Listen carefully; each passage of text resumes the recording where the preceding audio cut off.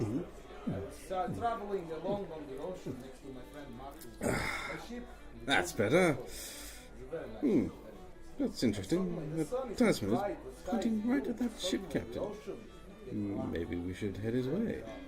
My ship, it started to rise out of the ocean. I go, oh my god, I am such a great captain. My ship, it now fly. I can raid the Grendel from the skies. They will not know what is coming. And then I think to myself, how much have you had to drink tonight? That is not the case. So the ship, it rises almost like we have beached ourselves on an island. I look down from the deck and I see it, grey scales, as far as the eye can see. And I slide off the ship, I go down and I see it, the great Salmigrop. It is half salmon, half hippopotamus, with tusks, the size of buildings, small ones, but buildings all the same. I guide down it and I look into the eye and I give it that Varushkan death stare, you know the one. The one Babushka gives you when you are late for dinner. Anyway, I look it in the eye and it plummets into the ocean. It is scared of me because I am such a great ship captain. I climb back onto the ship and they ask me, what is that? I go, it is the Salmigraph. We shall never speak of this again. 2 minutes later, I am telling story all over the place. It was the size of 38 war rhinos. Very large, very large. Oh, that seems a little far-fetched, friend. But maybe you'd like to hear a story in return. Oh, my friend, I always like good story. That would be good, though. Well, here we go, continuing the story of the Noobs of L.A.R.P. Welcome back.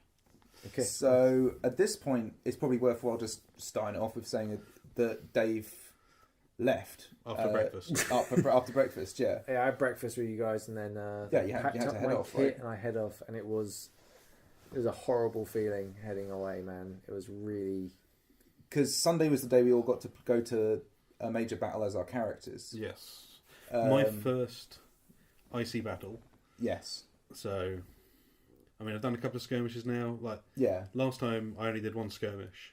This time did the skirmish on the Saturday, monstering on the Saturday. Mm-hmm. Now we're coming into, this is my first outing as my hero, in inverted commas. yeah, yeah.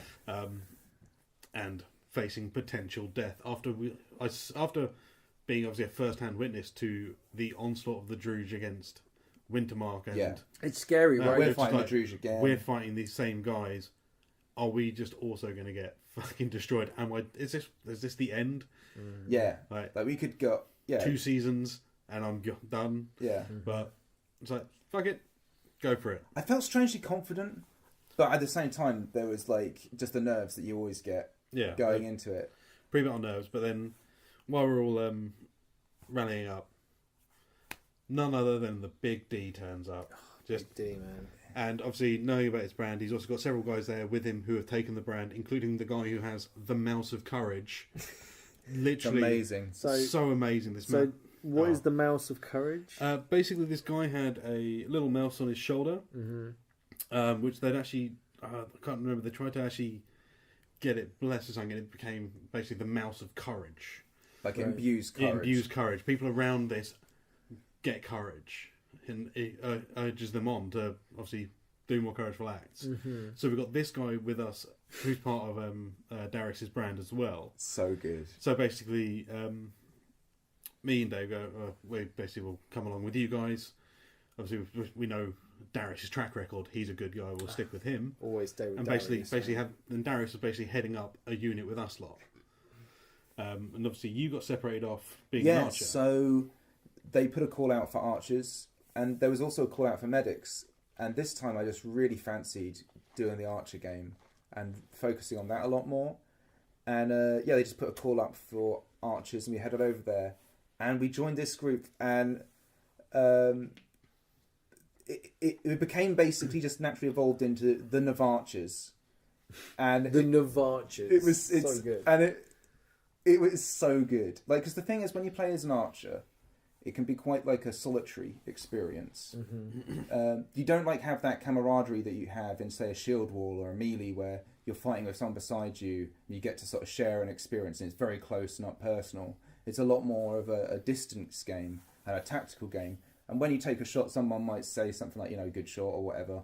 Or you might sort of temporarily teamwork with people, but you never really have a team and people around you who you're kind of working with. So going out as this archery block just suddenly instantly gave you that part of the game where you have a squad of people, you recognise them, they're people you look out for, you're going to try and move as a unit. It was fantastic. In that first monster battle, archers were really decisive, right? They really had a big effect on the battlefield. I was like, the idea of a archer block is something that I think is something I haven't really seen, but could be really, really devastating.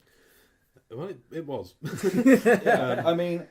A shout out to Kaylee, her real name's Antonia, and she was like the leader of the Navarchers.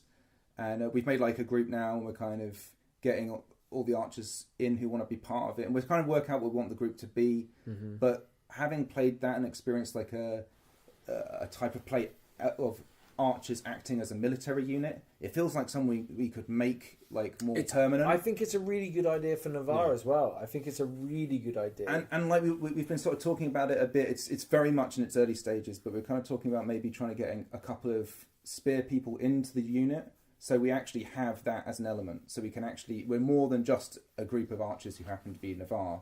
We're an actual military unit that has certain resources at its disposal. So it almost fights like an old school Assyrian thing with a thin shield wall and a bunch of archers behind it. Very Syrian, right? Like you swap out less spearmen for more archers. But the fact that we have some spearmen, obviously we haven't arranged any of this yet.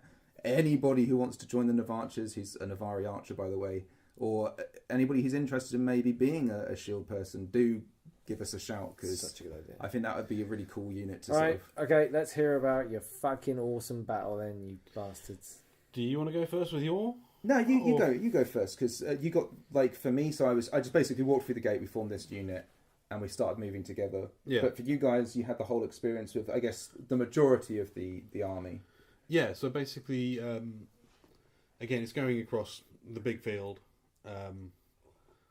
Don't think we actually had any major engagements. No. At that point at all.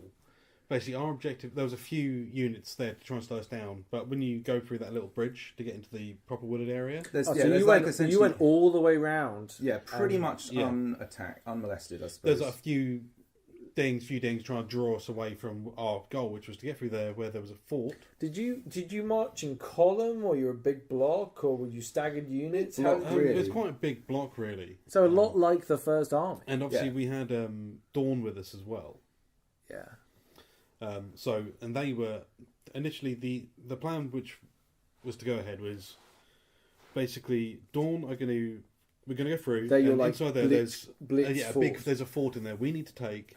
Mm-hmm. There's a couple of rituals that have to take place within the fort. So this is a fort inside the forest that we have to basically breach. So it's dense forest, and you've got these wooden palisades up, and they're acting as walls. Yeah. Oh yeah, I mean this fort is amazing. Like, it actually has ledges on the inside where you've got archers on top firing out. So, hold on, these aren't just little wooden palisades. We're talking like... It's not like the orc battle that you had at the previous thing. No, this is 6 foot high walls. What the fuck? With places people can walk ledges across, on for little archers. battlements.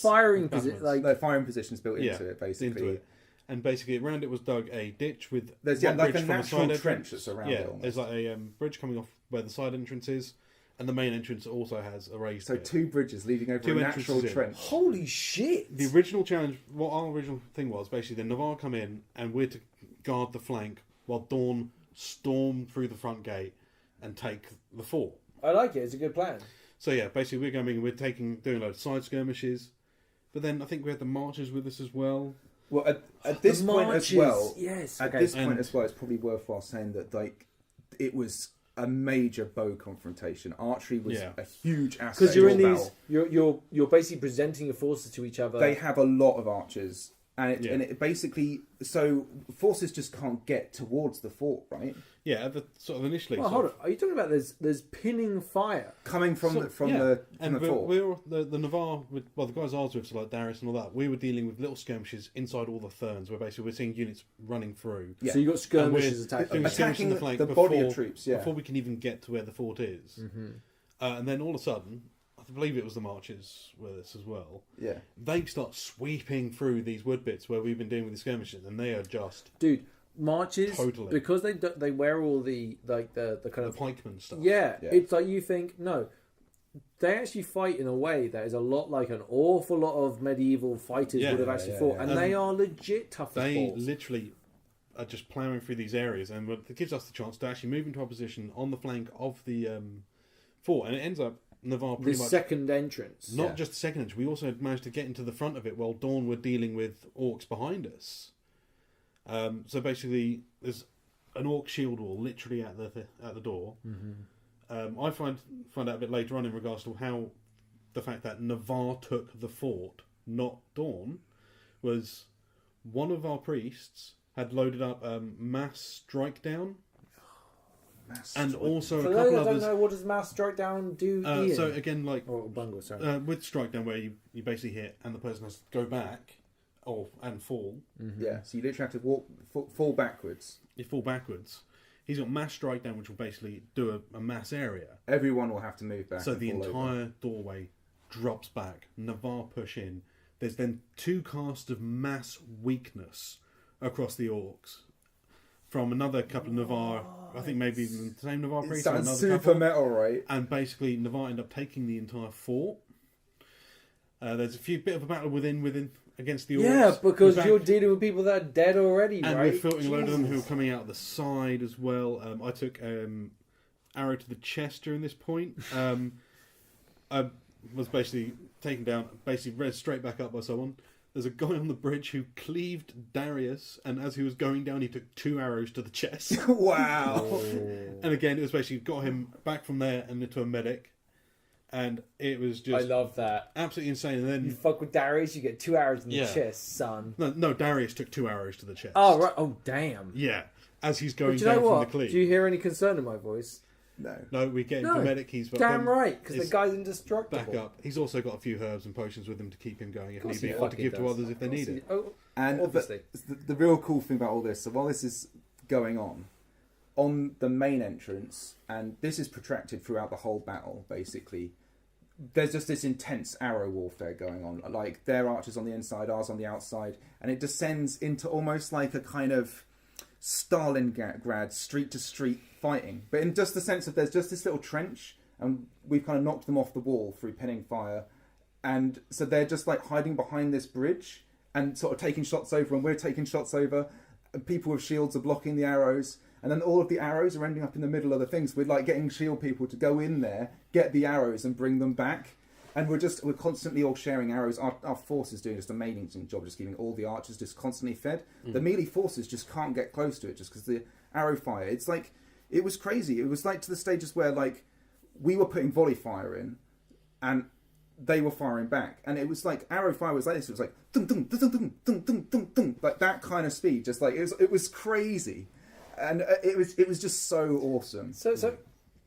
So you're at this like main entrance. Is that where you are? Yeah, the main entrance. Yeah. So you guys have Navarre swung round to the side. bust into Yeah. the side. I get to see all of that from the outside, and while that's going on, Antonio directs us to put some fire literally into the fort. So we're shooting over the top Jesus of the fort Christ. into the rear line as they're if hitting. you thought you were having a bad day Yeah. in the middle, any line that you want to form is being bombarded by arrows. It was so good. Like, she literally just like drew, I think there was like 4 or 5 of us, and she was like, everybody, like, aim, fire, and we just put like a volley into the fort. It was so cool, and who knows what effect that had, right? But just as a visual, Hey, it looked so cool. amazing. Hey, in theory, it's effective too, right? Yeah. So then, did the front door break? Like, how did that The work front out? door was basically an opening that was guarded by the shield wall of orcs. Yeah, but they've just been flanked, right?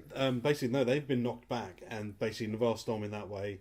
There's Navarre on the outside who are basically trying to pick off people as they're trying to flee out the side, or as Yeah. they're sort of Turns retreating into a out. massacre, which is where I am. So basically, Oh, so they literally went out the front door. They almost. pushed No, they went them out the side right door. out of the whole thing. there's a side door which was originally where Navarre were basically going to be. Yeah, stopping your anyone version of flanking. side and front is different. Yeah, from yeah, what, yeah, but I push get what through you're that. saying. Yeah. So basically, yeah, this side entrance and the front, obviously, there. We're down where this trench is on the other side entrance. Yeah. Initially, our plan, or what we were there, was to stop people coming out to flank Dawn as they're coming in the front. It's a good tactic, yeah. Yeah. Yeah, and again, obviously, we're now there, and also But they drew so Dawn many and forces in defence that this worked out wonderfully. yeah, and basically we're just dealing in little skirmishes. Yeah, and essentially the two forces swapped roles. So then Dawn were on the outside, killing everybody with us, the Navarches, and a couple of other Navarre forces, killing everybody coming out. So it's sort of the two nations, Oh my main nations. god! Kind of Can swap you roles. imagine trying to run from that? People were just running out the fort and just getting shot down, or just they step out, they just get sort of cleaved and killed. And then we've completely taken the fort. The rituals are taking place, and then at that point we're basically guarding a line against a load of orcs on the opposites of the road out The from the fort. reinforcements that were coming back. So now we have to go and do 2 rituals. The rituals have to be done. So basically, we're outside So guarding this the is fort the while the defence rituals are of the being done. objective. Okay. So again, it's basically the Navarches are behind our main line. We've got skirmishes going about on the front lines between. Again, we've got Navarre. We've got a few marches. We've got Dawn nearer the fort as well, and then just the orcs basically trying to goad us in. There's a ambidextrous Navarre who is an absolute beast. He was just like literally walking. I know the guy you mean. In basically what the equivalent to no man's land, and just charging at like small groups of the orcs and just flurry blows across the load of them. Yeah, and it's just like that is the embodiment of the Navarre form. Isn't it crazy when you see someone hero characters? Yeah, like he's just like, boom, this is my character. I'm gonna fuck some shit up, and it's insane to watch him go. And it's like, wow, I would love to be that confident in my skills. Yeah. I'm nowhere near as good as he is with the swords. But it's more just RP, right? The confidence is kind of like the RP to go out and do it. No, but you're building experience every time you do it. Oh yeah, and the skill to pull it off afterwards, but the RP to go and out. Confidence as well, yeah. Yeah, so we're holding this line backwards and forwards. I end up becoming part of the second line, right behind the first. Basically, because you've got the guys with the shields at the front, and basically what's happening is as people who go in the front are going down, I'm basically dragging them off the line to a medic. The physics bubble was in the perfect position. We had the front line. Well, you brought Darius to me at one point, and then I healed you both. Yeah. But basically, the Navarches, the front line, and just behind the Navarches, around a little bit of cover, was the physic blob. Yeah. And there's this perfect efficiency of perfect action, efficiency. Right? Basically, I was bringing people off of the line to the physics, not people calling for physics at the line, which is the worst idea. Archers are moving constantly up and down behind the line, so just kind of shooting shots out, picking them off, and there's one orc archer I can see is pissing off all of the Navarches. Oh, there's this guy whose RP was off the chain. He was like dodging and dancing everything and taunting all the shots. What did I say? You've got to get inside the head of archers, man. It was literally he was doing that to the entire lot of them. You could tell that by the end of it, they all got like, no, we're just wasting arrows at this guy. Exactly, exactly. Yeah. But yeah, it was absolutely intense. Just doing that, and then coming back to the line. Another person with shield would jump in, and it's like, okay, back to the second. Oh, someone else has gone down. Get them out to the physics. Did you anyone see the rituals take place? No. Did not. I mean, but the fact they managed to pull them off. So each ritual is 10 minutes long, so they have to hold it for 20 minutes. Under constant attack, and they're trying to constantly draw us out, so I assume they can take the fort back. Mm-hmm. So, but the ritual completes, and then the idea is that then we now have to withdraw, right? So we have to basically make a slowly collapsing line that will turn into a column that will pull people out. Push the line forward, so we're on the roads behind the front line. Yeah. Get everyone out of the fort, like the ritualists and all that, out clear, and then we start falling back. So you're falling a wall in front of them. Yeah. You're making a corridor, and then you pull back on that corridor. And then we're all pulling back, and basically then we're all moving sort of more of a sideways way out of the doorway with the guy. Like, sort of you're making a wall, right? Yeah, and then basically just sliding out the doorway. Mm-hmm. Yeah, and at this point, me and I think a couple of the archers and like the last part of the Navarre unit, as it's sort of slowly folding out, basically with a character, a person called, I think she's called... Who's going to the paper? Ceres, I think. I'm probably pronouncing that wrong. And she's the lucky second that we mentioned in the previous thing. And so she's leading pretty badass, right? She's leading this kind of, as I say, kind of towards the end segment of the Navarre that are in this section. We're just guarding this corridor. And that was really cool. So we were just sort of slowly collapsing the line. And we pull out, and then I think it was one of the other nations who were actually the last people to pull out. Yeah. They were kind of falling back slowly. Well, basically, you end up meeting back up with me, Dave, Big D, and the rest of his new brand. And basically, we're holding a flank near the woods, sort of thing. And then obviously, everyone else is pulling out towards the gate. and then I think it was Dawn are still fighting orcs course at they the are. gateway, For the glory. Yeah. man. going really slowly. And then like you say to Darius, like they need to get out. Yeah. We have like 5 There's a minutes. massive gap developed between Navarre, who have basically moved towards the gate to leave, He's definitely and exposed. Yeah. Yeah. and all of the other nations, pretty much it seems, who are kind of fighting these little pocket battles up at the thing. All Yeah. the retreat, by the way, bravo. All So- the retreats are hard. Yeah. Ian here goes off, says to Darius, like, they really need to start pulling back. And there's like, I'm going to try and see if I can speak to him. He goes off, So and you we're just like, ran off I just he ran runs off. Yeah. between this no towards- man's land. towards these guys. I saw what looked like a general blob, and I was like a blob of all the generals, all the different nations. at this Just time- whoever looked the shiniest and the most Yeah. important. Me and Darius going, well, I wonder how that's going to go. And we're just sort of saying, like, we're going to have to go very soon. I hope he comes back. And then also we look over. Ian's walking back to us. And Darius is like, he's got a fucking army with him. And just the entire fucking Dornish army is just basically marching behind Ian. It's just like... It was ludicrous. So like, I run up there, and then again, this is the interesting thing. That it could all be head fantasy, but I basically ran up to who I assumed was like the main general unit, and as I say, it's all descended into these little battles that seem to be on running, and it's obviously I just say, do we need to get everybody out? Like Navarre holding the gate, you know, It's you gonna need to have- bring all of your the door's forces out. closing now, right? And it's like I was like, we've got 5 minutes. You need to get all of these people out. And like they just said, yeah. I mean, and I don't think not in a disrespectful way. I just think that they'd have come to the same conclusion.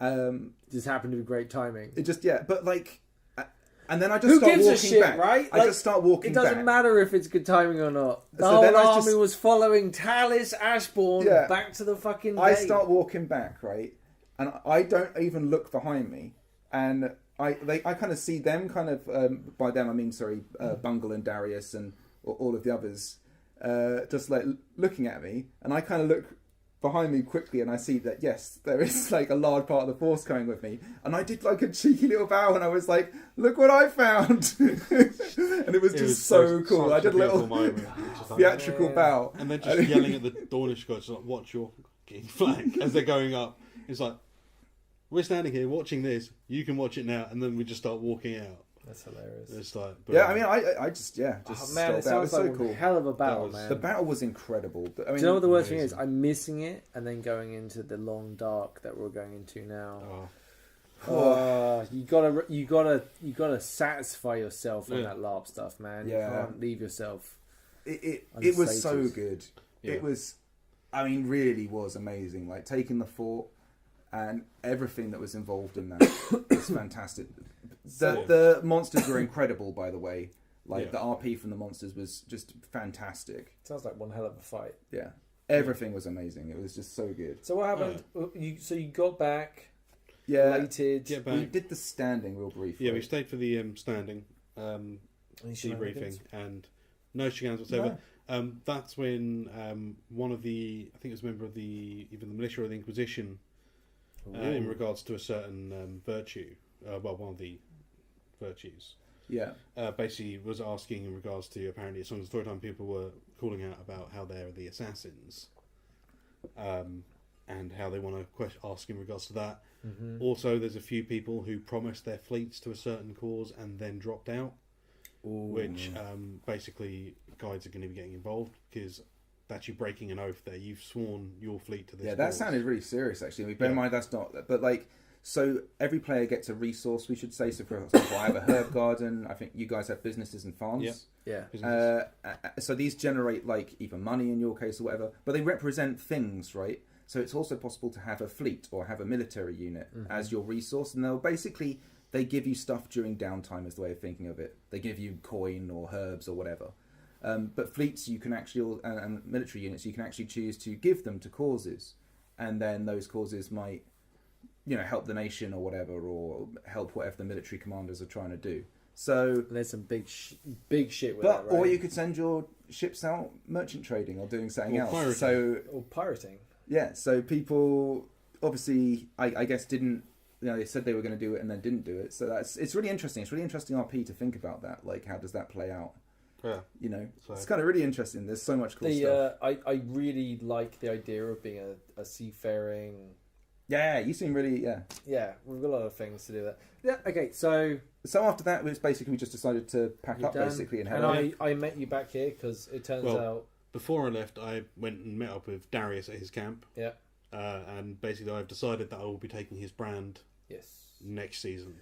yeah. We need to talk about like, do we RP us making that decision? I feel like we already. No, but that's a agreed personal to it. decision for I've you. RP'd I myself. agreed it to do it when we were on that skirmish, but maybe we should kind of come with. That's, no, I mean it's like what your character chooses do up to you, but like we can announce things to the Ashbourne. We'll do our own little standing or something. yeah, we've got like we've got a couple more people interested in coming along, which Yeah, is nice. it's next time's really exciting. You know, we're looking at having another tent potentially and more people coming, and just the Ashbourne's growing, Okay. and it's kind of exciting. I want to talk about adding a non-person that we know really well Yeah, someone that we don't know OC. at OC. Yeah, out of character into our striding, and we are a private group, right? And this would be for the Ashbourne, someone that wasn't in Hordaland because they're already in Empire. yeah. So someone Now, who's this is- separate from the Ashbourne Yeah, story, which but is really interesting. This is a huge question for us as a striding, right? Like, are we yeah, just from, if you had that experience, will there be any resentment to someone that would join after? What's our feelings towards that, right? Like, it's an interesting little well, dilemma, I right? think we will have to IC that. Yeah. Like, I think like that's part of it, but I think like we've all, and what's kind of brought it up is the fact that we've all kind of encountered some people who obviously we just really like, both That OC, IC, and it's like they would maybe be really good fits for the Ashbourne we don't know, and then would we, you know, would they even want to? So it's just like broaching all of that sort of stuff, and I think there's a reward to doing a majority of it IC, but it's just logistically pulling it off. So I think we'll have to sort of think about that. I During think the there's stuff downtime. that we need to talk about OC, Yeah, and then we need to talk about communicate OC to potentially people, yeah. But then I think there's And there's then- ways of doing it, right? and then Yeah. then we work it out.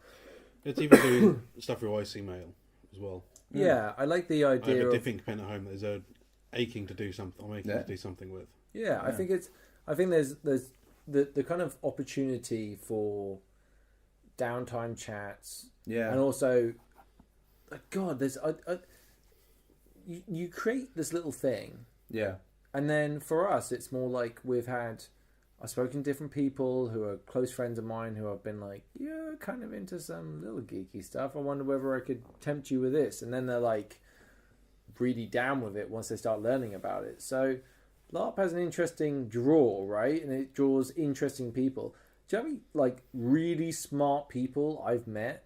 Do you know what I'm saying, right? Yeah. There seems to be a, I don't know, the I think people that get I drawn would say to even it. more just like imaginative people, right? Yeah. People who can, because there's the element of seeing yourself potentially doing it, right?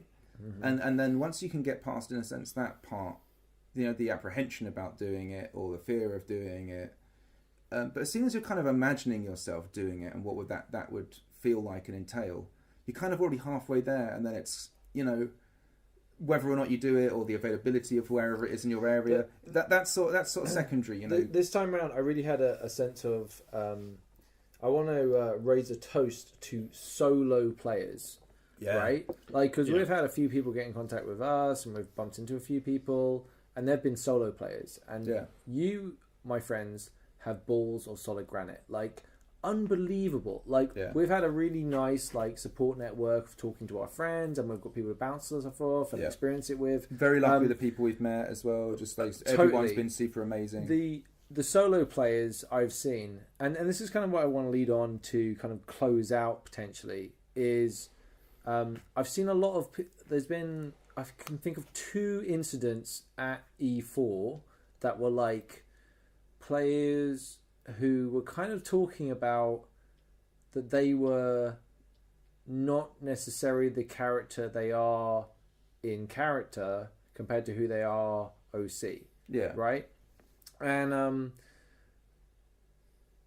okay, so couple of the specifics were people that looked like they wouldn't be good at public speaking or didn't come naturally to them, holding large groups of people's attention very easily. Right? Yeah. It gives people a chance to experiment with different parts of their personality if they want to. Yeah, we saw a father-son group, like they were going around together, and they were I-seeing as a family, and there was like this wonderful thing where people were learning about the real world by being in character, right? Like and like father-son, like whatever, parent-daughter, like brother, sister, whatever you want to put it to. Just friends. Or just friends. Yeah. And they're all kind of like adults or children. Yeah. Were like, there seems to be a this is such early stages in this thought that I'm having right now that I'm saying, but it's interesting to watch people and how they might potentially be developing certain sides of the personality that aren't their strongest. You know, like I'm certainly learning stuff about me through my own RP. And like, it's strange how, for example, you can be quite confident, like within, say, your job or any of these things, kind of if talking to somebody about what you do and what your job is and all that your kind of world, stuff. Right? But doing RP like this and talking with people, it does put you on also on a different type of kind of anxiety pressure, and it's just getting yourself past that and being, you know, comfortable with the idea of not necessarily delivering stuff always 100% or whatever, and not putting the pressure on yourself to do that. Yeah, it's a game. Yeah, and it's a game. You don't need to forget. It's always just a game. I think you put it really well in when we were talking another time on the podcast, where you were saying about how even the bad things that happen to you have positive repercussions, right? It won't be disastrous to your actual life when you try to step up to the plate and try to do something dramatic and everything went horribly wrong. Yeah. This is an opportunity to potentially do that, but even if it does go wrung, to learn from that experience in a very safe environment. And I think that's something it's really super great. Good. I mean, this is something that, like I said, it's very early in my head and it's very early in my kind of observations of it, but it feels already in my small sample there's something to this, you know. So LARP is fantastic. I can see like loads of positives, like, you know, that you can just see openly around you, and just in terms of people interacting with each other and just the confidence and good meaning that it brings out in everybody. You know, I think sometimes it was going to take different times to different people, right? Like I feel pretty confident now, mainly because also there's loads of caveats. I've got all my friends around me. I feel confident in who I am and what I'm doing, but that took 3 sessions to get to where I am now. I mean, from my personal experience, I mean, I hate big crowds. I'm quite it's like a bit of social anxiety, really. It's like I don't, even like when I'm with friends, I don't like going to pubs or for too long, right? There's a certain tolerance you have for it. I can only stay for a certain amount of time. Like when we've been out nights out, I'll usually either disappear off somewhere for quite a while, or have to at least go get some fresh air for at least half an hour, because I just can't take being surrounded by people. Whereas at L.A.R.P, I'm a completely different person. I get to be like, oh no, I can. It's like when playing when we did D&D years ago, being able to actually, you know, I'm going to go the polar opposite of my actual character. You can you can experiment with things really healthily. And it's just like, it's helping with that, and I'm finding that's helping in my actual real life, be able to get a bit more to grips with the thought of going out and talking with people, and because it's just like, I feel like talking to strangers, and I think like there are some very, like, I'm talking about like maybe what could be described as extreme cases of people that are very, very not like personable people for whatever reason. There's a place for them to get better, but whatever level you are, I feel like there's something to be gained from testing yourself. It's role play and LARP, right? I think I think the therapeutic qualities of it are something probably, you know, if channeled correctly and stuff. I think if channeled correctly, like anything in life. And I think LARP is actually, just because it's so friendly and everyone's so supportive, and everyone importantly is kind of there with the idea of moving, like sharing towards a goal of making it awesome, right? And that involves Or everything not. that is. I mean, shit. Yeah, but even that's my exact thing. Like everything that happens that's bad is part of everybody trying to make it awesome. Because obviously you need things like, you know, bad events to occur. I see in order for the good things to have weight, and I think that translates into more. You need like events to happen in LARP for RP to occur to allow people to enjoy themselves. Yeah, true. Right. I feel like we should end it there. Yeah, Right. I had a great time. It's gonna be obviously the next event is not till April. Is that April, right? yeah, April. yeah. So Late a bit of a April break. as well. Now I don't want to say there's a tiny little potential surprise episodes that might come. Right. So there's one thing that's really confirmed right now that I'm on the cusp of going to go and do. Oh shit! Do you know what? Before I do this, Unilad. Yeah, We just heard, literally, this is about 2 weeks after the LARP event, which is the longest we've left a gap, by the way. Unilad's just gone under, and like people might have lost their jobs, which is fucking awful and absolutely. I mean, yeah. As a reminder, these are the people who were doing the documentary. yeah, these are the people that were doing a documentary on LARP, on Empire. They'd gone gaming. Like they've gone LARPing before. Seem to have done a really good job. Yes, just fitting in and doing it. But either way, anyone losing their jobs is an absolute tragedy, right? Yeah. I saw just before we started recording that the CEO was talking about there's potential buyers and all the stuff that goes along with that. We don't know what's going on with that. We don't know what's going on with the footage. It's kind of just a. It's an interesting. I think one, I've just like, about got round to the idea of it being a good idea, and now it's like. Yeah, I was actually quite interested in seeing it, you know, which is very strange from where I came before. It's like, it's not really going to be for me. I'm not going to watch this. I don't really care for it that much. I'm curious about what a good editor can do with it. Yeah.